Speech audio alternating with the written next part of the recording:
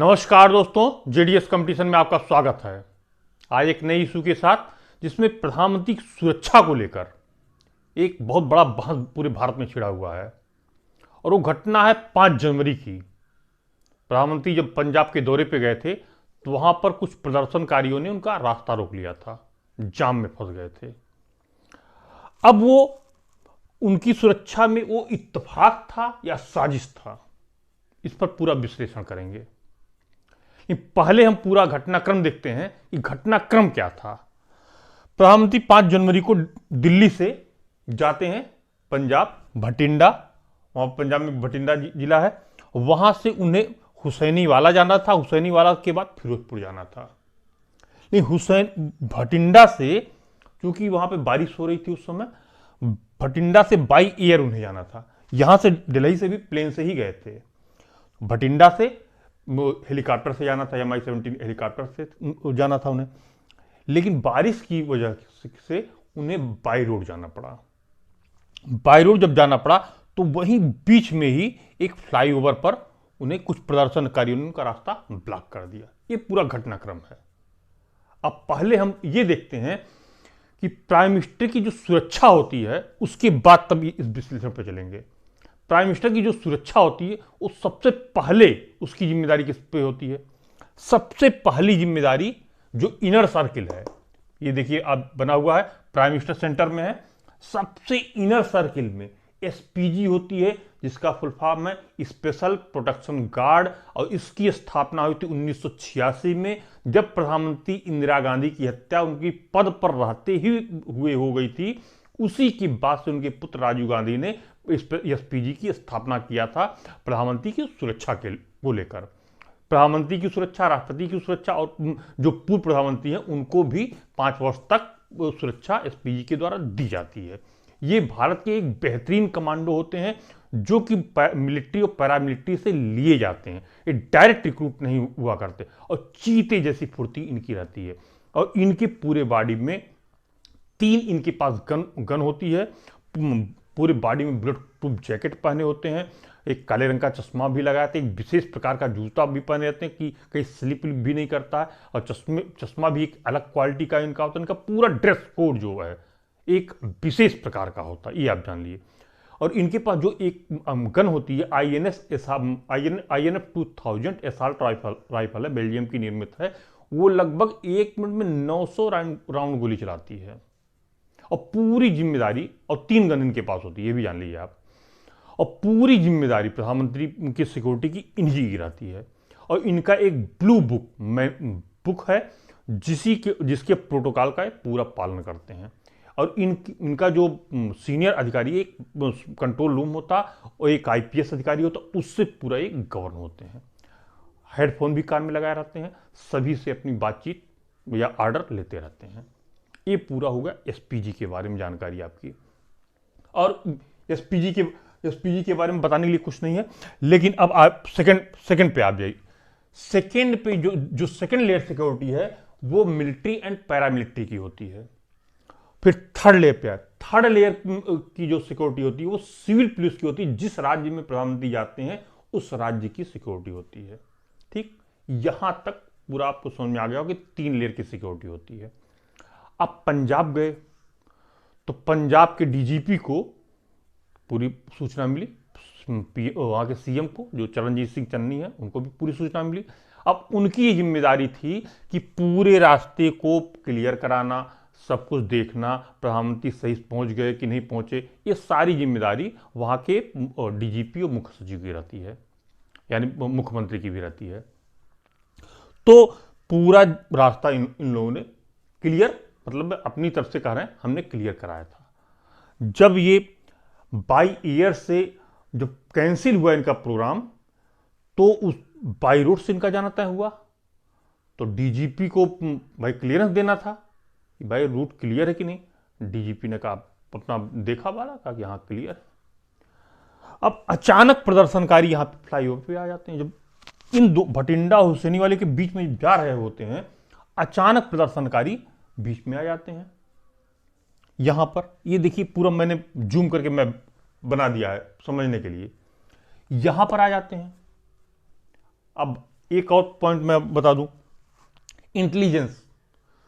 जब भी प्रधानमंत्री जाते हैं किसी उसके विजिट पर, तो इंटेलिजेंस की पूरी यूनिट पहुंच जाती है। Central agencies, IB, intelligence bureau पूरा देखभाल करती, खुफिया जानकारी भी कलेक्ट करती है कि कहीं कोई दिक्कत तो नहीं, कहीं कोई प्लान तो नहीं बना रहा। ये सब भी बातें हैं। ठीक, अब यहां पे आ जाइए। जब यहां से जा रहे हैं यहां पर फ्लाईओवर पर, तो यहीं पर अचानक, जो कि वहां के मुख्यमंत्री कहें, अचानक प्रदर्शनकारियों ने यहां पे ब्लॉक कर दिया रास्ता। अब यहां पर हम चल रहे हैं, ये इत्तेफाक है या साजिश? अभी एक एक क्रिस्टल क्लियर पॉइंट कर दूंगा कि क्या है, क्या इत्तेफाक है या साजिश है। आप ध्यान से देखिएगा। अब जब यहां पर उनके मुख्यमंत्री ने कहा, पंजाब के मुख्यमंत्री ने कहा कि भाई आप रोड पे जा रहे हैं, अचानक से कोई प्रदर्शनकारी आ जाए, हमने तो क्लियर दे दिया, अचानक कोई प्रदर्शनकारी आ जाए 1550 जो भी 10-20-50 जो भी रहे हो, तो उसमें कहां क्या बात हो गई? प्रथम दृष्टया तो लगता बड़ा सिंपल लैंग्वेज है चरणजीत सिंह चन्नी का। हम भी मान ले, आप भी मान ले, सब लोग मान ले कि हाँ भाई यार, हो सकता है कि प्रधानमंत्री जा रहे हैं और अचानक से फ्लाईओवर से नीचे जा रहे हैं, गांव है और प्रदर्शनकारी आ गए, भाई असंतुष्ट हैं, आ गए और उनका रास्ता रोक दिया। प्रथम दृष्टि से तो हम लोग स्वीकार कर लेते हैं, लेकिन जब आप गहराई में जाएंगे तब बात कुछ और ही नजर आएगी। ये जो दृश्य यहां का था इस फ्लाईओवर का, ध्यान से सुनिएगा, इसी फ्लाईओवर का दृश्य जो है 1 साल पहले YouTube पर एक वीडियो अपलोड किया जा चुका है। वहां पर एक खालिस्तानी जो पृथकतावादी संगठन है खालिस्तान का, वो अब वहां पे कनाडा में बैठा हुआ है, उसने सेम घटना का क्रिएशन YouTube पे कर दिया है। आप लोग भी कभी देख लीजिएगा। और सेम सिचुएशन उसमें फ्लाईओवर का ही दिखाया गया है और एक रास्ते को ब्लॉक कर दिया गया और ट्रैक्टर से प्रधानमंत्री को जो भी आम जनता है उसको प्रधानमंत्री को दौड़ा रही है, उस वीडियो में दिखाया गया। अब ये तो इत्तेफाक हो नहीं सकता। जहां तक हमारी जानकारी, शायद आपकी भी यही राय होगी कि इत्तेफाक ये नहीं हो सकता कि ये 1 साल पहले कोई वीडियो लोड कर ले। लेकिन अब यहां पर उनको घेर लिया गया। अब दूसरी बात मैं आपको बताऊं, अब यहां पर तो ये साजिश की कहीं ना कहीं गंध मिलती है। भाई जांच होने के बाद पता चलेगा क्या था क्या नहीं था अभी हम, लेकिन एक शक की सुई जा सकती है इस पर। अब यहां पर हम देखते हैं कि क्या पंजाब के मुख्यमंत्री या पंजाब पुलिस ही प्रथम दृष्टया दोषी है, सब कुछ उन्हीं पर दोष मर दिया जाए? बिल्कुल नहीं। जिसकी सबसे पहली जिम्मेदारी होती है, जो सबसे ज्यादा इनर सर्किल में है, उसकी सबसे पहली जिम्मेदारी होती है एसपीजी की। हम बात करते हैं एसपीजी की। 20 मिनट इस फ्लाईओवर पर प्रधानमंत्री का रुका रहना क्या खतरे से खाली नहीं था? बिल्कुल था, बहुत बड़ा खतरा था। घटना नहीं, देखिए घटना होना ना होना एक अलग मुद्दा है, लेकिन खतरा था या नहीं ये देखना जरूरी है। 20 मिनट तक एसपीजी वालों ने क्यों उनको प्रधानमंत्री को वहां पे रोके रखा? 1-2 मिनट देखिए प्रदर्शनकारी है वहां पे बैकफुट तुरंत। पहली जिम्मेदारी तो एसपीजी की थी, पहली गलती तो एसपीजी की थी उसमें कि अगर मान लीजिए यहां पर ब्लॉक कर दिया इन लोगों ने रास्ता फ्लाईओवर पे जब आप हैं तो न दाएं जा सकते ना बाएं जा सकते हैं, और पीछे से भी अगर ब्लॉक कर दिया तब आप जाते कहां? कहीं नहीं जा सकते थे। और 10-20-50 हजार की भीड़ होती तो तब एसपीजी कितना कंट्रोल कर लेती?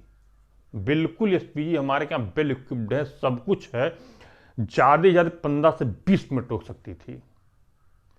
और मौसम खराब था, हेलीकॉप्टर भी नहीं उड़ सकता था। 15 से 20 मिनट में बैकअप फोर्स पहुंचने में 20-25-30 मिनट का समय बाई रोड लग जाता, तो इतने में पता नहीं क्या हो जाता। और देखिए इस फ्लाईओवर पे और क्या हो सकता था। यहां पर अभी कल ही उनके जो केंद्रीय मंत्री उन्होंने बातें कही, इस फ्लाईओवर पे ड्रोन अटैक हो सकता था, नंबर 1। आईईडी ब्लास्ट हो सकता, यहां फ्लाईओवर के नीचे आप लगा दिए बम ना, लगा देंगे तो पूरा फ्लाईओवर ध्वस्त हो गया, नीचे चला आया। तब क्या करेंगे आप? सब बुलेट प्रूफ कार है, सब छोटी मोटी 15 किलो उनकी जो गाड़ी है, 15 किलो के बम का भी उस पर कोई असर नहीं पड़ेगा। लेकिन संभावनाओं से इनकार नहीं किया जा सकता। हम क्यों रिस्क ले भाई, हमको रिस्क लेने की आवश्यकता नहीं है। बुलेट फायरिंग हो सकती थी।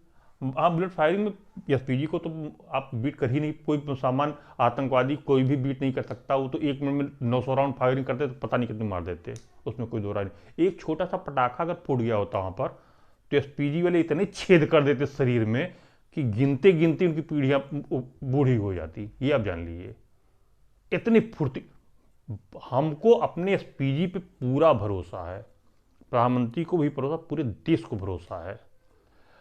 और लेकिन घटनाएं बताकर नहीं आती, और कोई जब साजिश को अंजाम देता है तो कहीं लीक नहीं हुआ करता। तो ये प्रथम जिम्मेदारी तो एसपीजी को यहां पे लेनी चाहिए, नंबर 1। दूसरी जिम्मेदारी इंटेलिजेंस फेल्योर, जो हमारा था इंटेलिजेंस फेल्योर था। इन सब जगहों पर इंटेलिजेंस ने क्लियर कर दिया था, नहीं भाई सब ठीक ठाक मामला, लेकिन हाल कुछ ने बताया कि संभव है कि हो जाए, लेकिन एग्जैक्ट लोकेशन नहीं बताया था। तीसरे पे आते हैं चन्नी सबसे लास्ट में आते हैं। हाँ, लेकिन जब शुरुआत में रूट क्लियर होता तो सबसे पहले वही आ जाते हैं। सारा दोष चन्नी पर मर दिया गया। बिल्कुल जिम्मेदार हैं हम, ये बिल्कुल इनकार नहीं करते, लेकिन सभी को अपनी जिम्मेदारी लेनी चाहिए। यहां से मात्र 15 किलोमीटर दूर था पाकिस्तान, जो आपका कन्वेंशनल एनिमी था। संभव हो सकता है कि वो आईएसआई एक्टिव हो जाती, एक छोटा सा मिसाइल हमला कर सकती थी। तो किसी भी घटना से आप इनकार नहीं कर सकते, क्योंकि प्रधानमंत्री पद किसी पार्टी का पद नहीं, एक संवैधानिक पद है और 135 करोड़ जनता का प्रतिनिधित्व करता है। अगर कोई घटना हो जाती तो आप अपने देश में ही मुंह छिपाते फिरते, हम सभी लोग। ये आप जानिए, विदेश की तो बातें जाने दीजिए। ये पूरा घटनाक्रम आपका यहां पर है, तो सभी को अपनी अपनी जिम्मेदारी लेनी पड़ेगी।